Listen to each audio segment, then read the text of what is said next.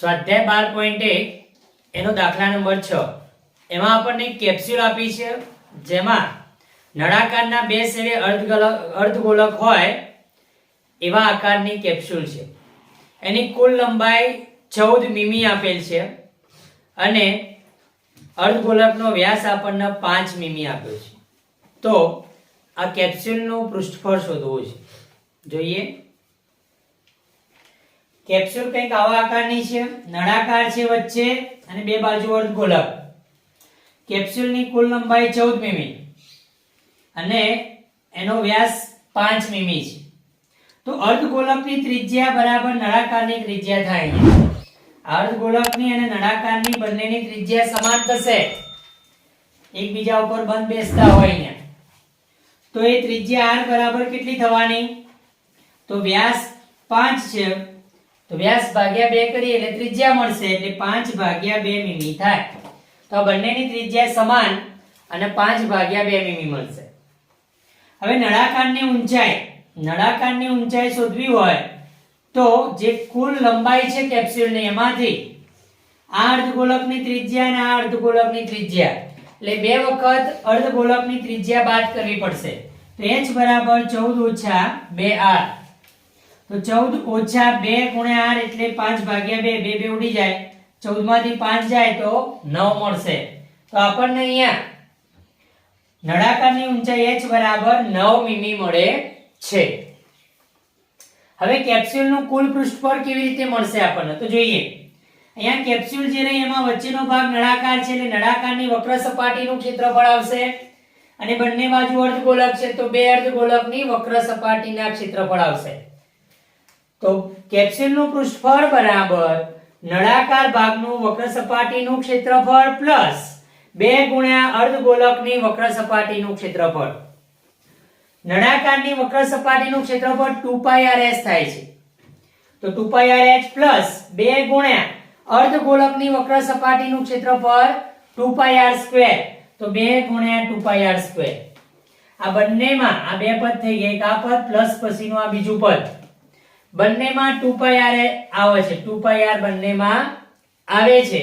તો 2πr common કાઢીશું તો બરાબર 2πr અને કૌંસમાં અહીંયા 2πr નીકળી ગયું એટલે h વધશે. અહીંથી 2πr નીકળ્યું, અહીંયા એક r વધવાનો અને 2 વધવાના એટલે 2r વધશે અંદર. હવે કિંમતો મૂકીએ તો 2 એમના એમ ગુણ્યા 22/7 લઈશું પાઈની કિંમત. પાઈ બરાબર 22/7. r ની કિંમત 5/2 છે આપણી પાસે, h 9 આવેલા છે પ્લસ 2 × r એટલે 5/2. r 5/2 અને h 9 છે. હવે 2 અહીંયા ઉપર નીચે ઉડી જશે એટલે 22 × 5 કરીશું તો 110 મળશે.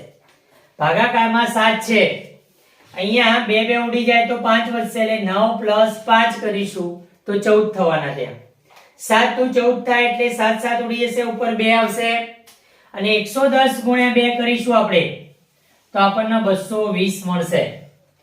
તો કેપ્સ્યુલનું પૃષ્ઠફળ 220 મીમી² મળે છે. દાખલા નંબર 7 એમાં આપણને નળાકારની ઉપર શંકુ આકાર હોય એવો એક તંબુ છે એમ કહેલ છે. આપણને નળાકાર ભાગની ઊંચાઈ 2.1 મીટર અને તેનો વ્યાસ 4 મીટર છે એમ આપેલ છે. શંકુ આકારના ભાગની તિર્યક ઊંચાઈ 2.8 મીટર આપેલી છે. આ તંબુ બનાવવા માટે વપરાતા કેનવાસનું ક્ષેત્રફળ શોધવું છે અને 500 રૂપિયા પ્રતિ મીટર² ના ભાવે એ કેનવાસની કિંમત પણ શોધવાની છે. જોઈએ, જે તંબુ છે એનો આકાર કંઈક આવો હશે. નીચેનો ભાગ નળાકાર અને ઉપર શંકુ આકાર.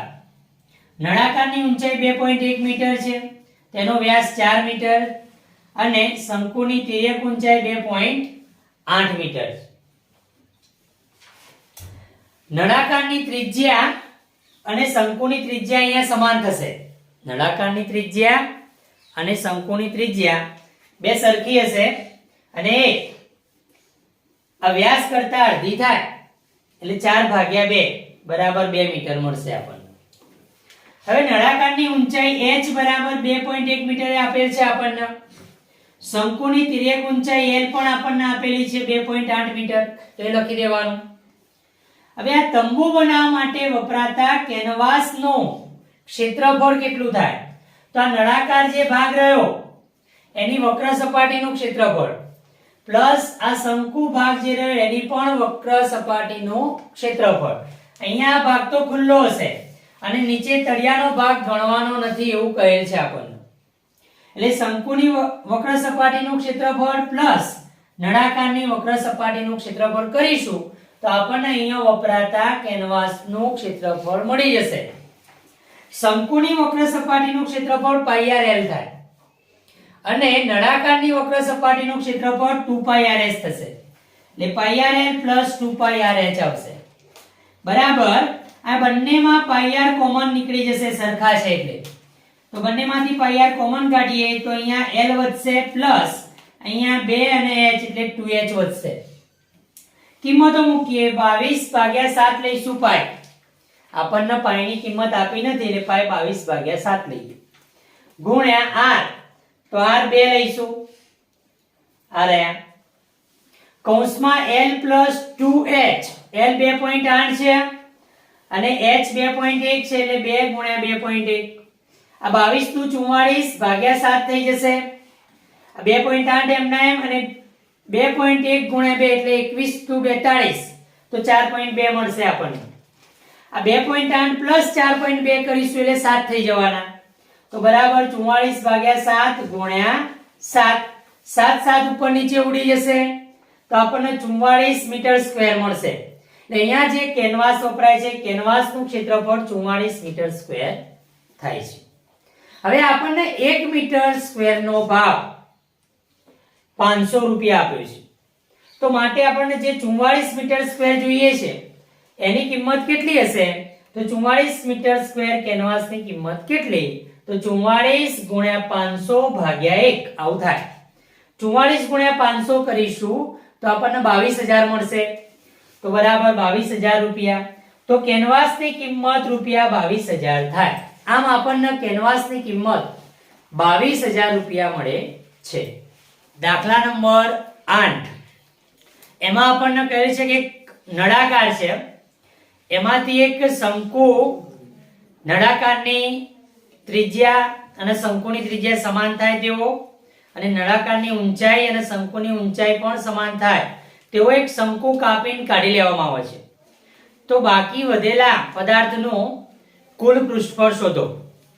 એના માટે આપણને નળાકારની ઊંચાઈ 2.4 સેમી આપેલ છે અને નળાકારનો વ્યાસ આપણને 1.4 સેમી આપેલ છે. તો શંકુની ત્રિજ્યા અને નળાકારની ત્રિજ્યા અહીંયા સમાન છે એવું કહેલ છે.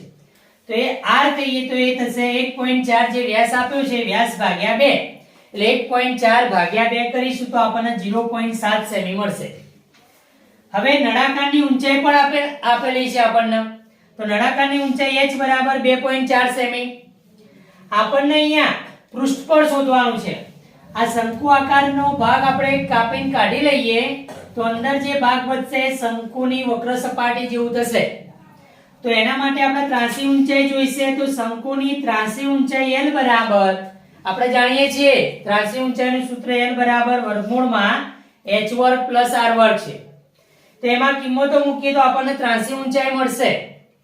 h આપણી પાસે 2.4 છે એટલે 2.4 નો વર્ગ પ્લસ r આપણી પાસે 0.7 છે તો 0.7 નો વર્ગ. 2.4 નો વર્ગ કરીશું તો 24 નો વર્ગ 576 થાય. તો અહીંયા 2.4 નો વર્ગ 5.76 મળશે પ્લસ આ 0.7 નો વર્ગ 0.7 નો વર્ગ કરીએ તો 0.49 થશે. માટે l બરાબર વર્ગમૂળમાં આ બેનો સરવાળો કરતા આપણને 6.25 મળશે એટલે વર્ગમૂળમાં 6.25. હવે 25 નો વર્ગ 625 થાય તો 2.5 નો વર્ગ 6.25 થશે. એટલે આપણને ત્રાંસી ઊંચાઈ l ની કિંમત 2.5 સેમી મળશે. વર્ગમૂળમાં 625 રહ્યું તો વર્ગમૂળમાં 6.25 જે છે એ 6.25 નું વર્ગમૂળ આપણને 2.5 મળે. આ ત્રાંસી ઊંચાઈ મળી. હવે બાકી વધેલા ભાગનું આપણે કુલ પૃષ્ઠફળ શોધવું છે. તો બાકી વધેલા ભાગમાં શું છે? એક નળાકારની વક્ર સપાટી છે, પછી નળાકારનું તળિયું છે, પછી અંદરથી આપણે શંકુ આકારનો ભાગ કાપી લીધો એટલે અંદરનો ભાગ જે રહે શંકુની વક્ર સપાટી છે, અંદરના ભાગમાં શંકુની વક્ર સપાટી જેટલું ક્ષેત્રફળ છે એવું પૃષ્ઠ બની ગયું. તો વધેલા પદાર્થનું કુલ પૃષ્ઠફળ બરાબર નળાકારની વક્ર સપાટીનું ક્ષેત્રફળ પ્લસ નળાકારના તળિયાનું ક્ષેત્રફળ પ્લસ શંકુની વક્ર સપાટીનું ક્ષેત્રફળ આવું થશે. હવે નળાકારની વક્ર સપાટીનું ક્ષેત્રફળ તો 2πrh છે, એનું સૂત્ર આપણી પાસે 2πrh. નળાકારના તળિયાનું ક્ષેત્રફળ, નળાકારનું તળિયું એટલે એ પૃષ્ઠ જે રહે ને વર્તુળાકાર છે એટલે વર્તુળનું ક્ષેત્રફળ થાય એટલે કે πr² પ્લસ શંકુની વક્ર સપાટીનું ક્ષેત્રફળ, શંકુની વક્ર સપાટી આપણને πrl થી મળે છે, તો શંકુની વક્ર સપાટીનું ક્ષેત્રફળ πrl.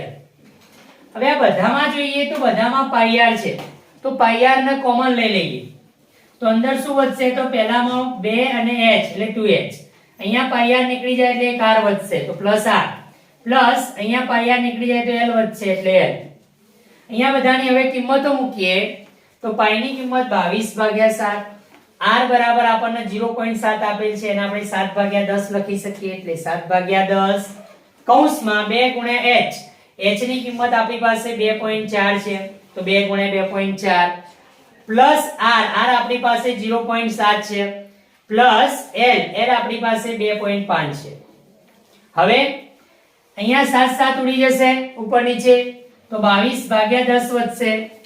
આ 2.4 * 2 કરીશું એટલે 4.8 થવાના પ્લસ 0.7 અને 2.5 નો સરવાળો કરીએ તો 3.2 થશે.